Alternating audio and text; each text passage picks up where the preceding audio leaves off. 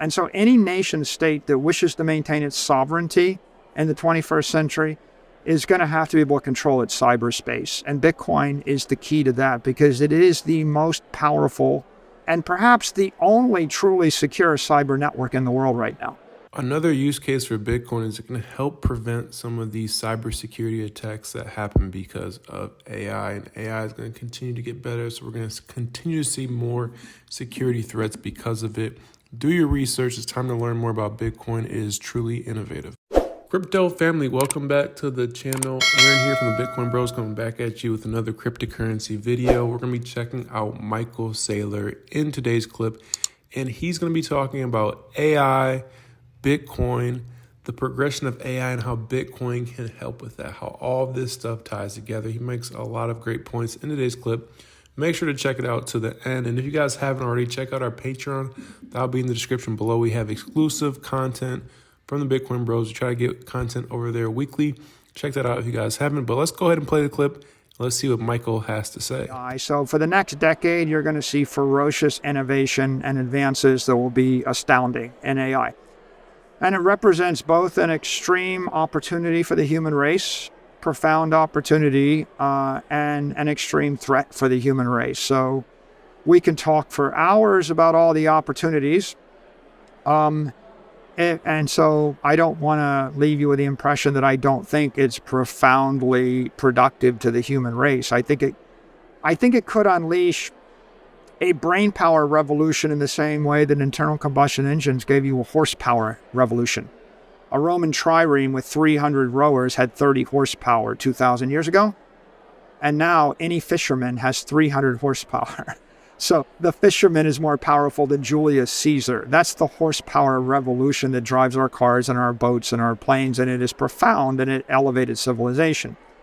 The brain power revolution, in a nutshell, is Michael Saylor has 2,000 people that work for him, and he pays $350 million for 2,000 brains. But you may get 2,000 brain powers, and you may pay nothing for it. So what happens when you launch your own company with 2,000 AIs, and they actually do $350 million worth of work, but you don't pay $350 million? Maybe that's profound in the same way that 300 horsepower on a fishing boat is profound, instead of 3,000 slaves rowing, right? So I do think there's revolutions coming everywhere. I think the threat could be best articulated as this, and there's a million threats. I'm going to talk about two threats.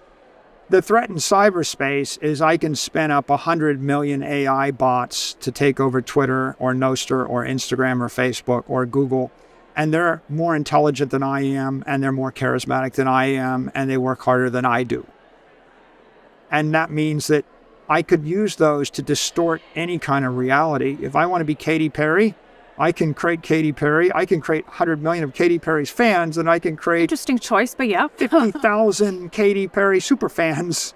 And it's all just a fictitious creation in AI land because the cost to create an entity has gone to zero, okay?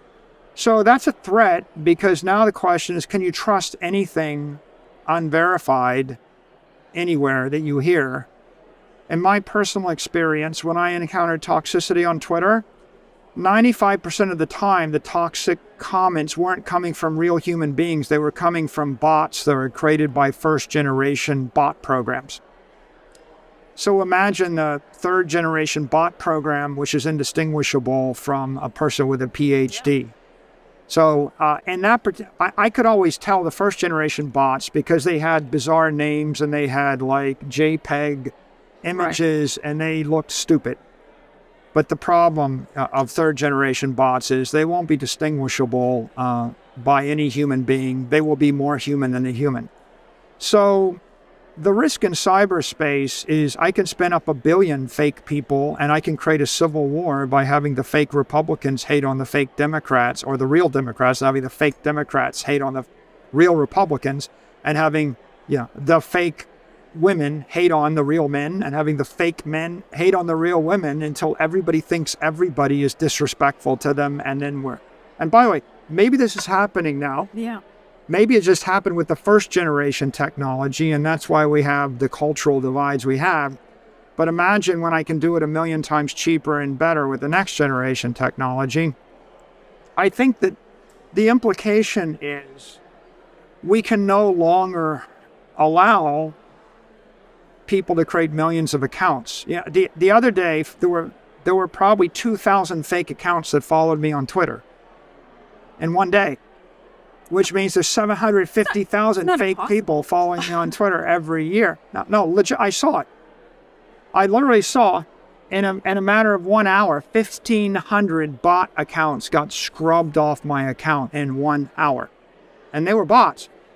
So we can no longer live with that status quo. So the issue is, how are you going to actually create integrity in cyberspace? And I think the simple answer here is you actually create a public-private key identity pair like they use on Nostr, but then you have to actually inscribe it on the Bitcoin base layer with a transaction. So I determine Michael Saylor's public key is this on the Bitcoin base layer. I publish that to the world's most immutable database that's immortal, that's indestructible on a transaction that cannot be interdicted. If I do that, I've got an orange check. It might cost me a quarter once in my life, but now you've got an immutable identity. If you tie that to your Twitter identity, now if someone wants to launch a billion Twitter bots, it's going to cost them a billion transactions, and that's going to be $1 billion. You end up with a cost to mount a billion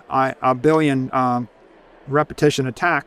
But B, if you become a fake person, if you generate 10 million fake people, and I catch you in my screen and I block you, it costs you $1 or $10 or $100.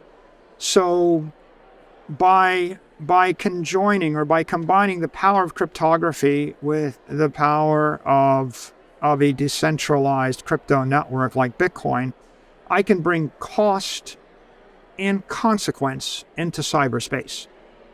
Okay, and I'll give you an example of cost and consequence in real space. Gravity and friction. And if I take away the gravity, you float away. Yeah. And if I take away the friction, you can't walk across the carpet. And so no machine can work in the universe without conservation, thermodynamics, gravitational laws, etc. No machine can work in cyberspace without the same thing. And so I think that the AIs have just taken us to the natural conclusion, which is cyberspace suffers from toxicity. And in the absence of a cost, of a thermodynamic cost to do something, you cannot trust the thing you see. And so it's inevitable that we're going to actually introduce this idea of cryptographic verification. And once I've done it, then I can digitally sign every document. And if this interview with you and I, we'll finish it. How do you post it to 10 different platforms and sign it? Because if you post it to Twitter, you might be able to sign it with a gold check. Yeah. It's going to cost you $1,000 a month and $12,000 a year to have a verification sitting in a centralized database at Twitter. And it won't work on Facebook, Google, YouTube, Snapchat, TikTok, iMessage, and Telegram, and Reddit.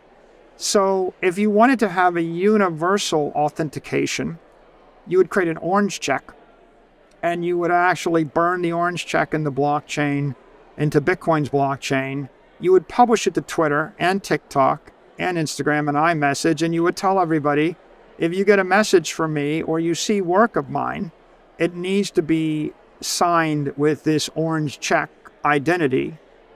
And if you did that, then you would have some defense when I spin up an AI, because my AI can copy you, copy me, and create 10,000 hours of interviews of the two of us, where you say anything I want you to say, and I say anything the robot master wants me to say, and it will look just as good or better than this interview.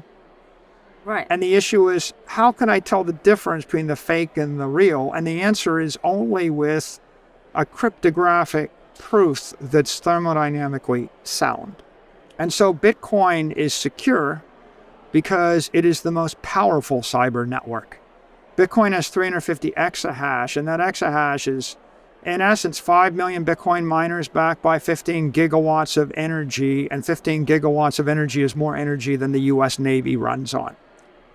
And if you wanted to interrupt the network, if you wanted to stop me from sending a message or doing a transaction on the network over the course of 8 hours, you have to come up with 3,000 exahash, and that's going to cost you about 10 years and about $100 billion. Yeah, that's a lot of work and a lot of money and a lot of time. Yeah. This network is a fault-tolerant, military-grade communication network. It is nation-state resistant. And if you want your other cyber networks, if you want all your social media networks, if you want your websites to be resistant to a nation-state attack by bots, you're going to need digital power. And the power of Bitcoin is such that if an AI took over all the computers in the world, if it took over everybody's iPhone, if it took over all the Google computers, all the Amazon computers, all the Microsoft computers, and it turned them all to attack the Bitcoin network, it couldn't stop that message. It might slow it down by 10%. And so you start to see the logic of Satoshi and what real digital power is to be able to stand against a nation-state attack of all the computers that a nation can marshal against you. If you have that kind of cybersecurity, you can actually defend your entire civilization. You can defend your money transfers, your banking network, your news networks, your social media networks against a hostile attack. And right now, you could argue that most of the problems we have in our world are because those social networks are in chaos. Right? The massive debate right now is misinformation, and we can't agree on whether or not the person that posted the thing is even a person. Remember the Russian intelligence thing? Is it Russian intelligence? Is it Chinese intelligence? Is it North Korean intelligence? Or is it a real person lives in the real country and nobody knows? So I think people are going to start to become aware, because of the AI threat, that you need cyber power, and there's no shortcut to cyber power. There's no simple trick. Like this idea of Nostr. Nostr was, I'm going to create my own public-private key combination, and I can post the thing I want, and nobody can stop it. Good idea, but the problem is, I can create 1 billion Nostr bots. And so there is no solution to the problem that doesn't include digital power or proof of work, which is the basis of the Bitcoin network.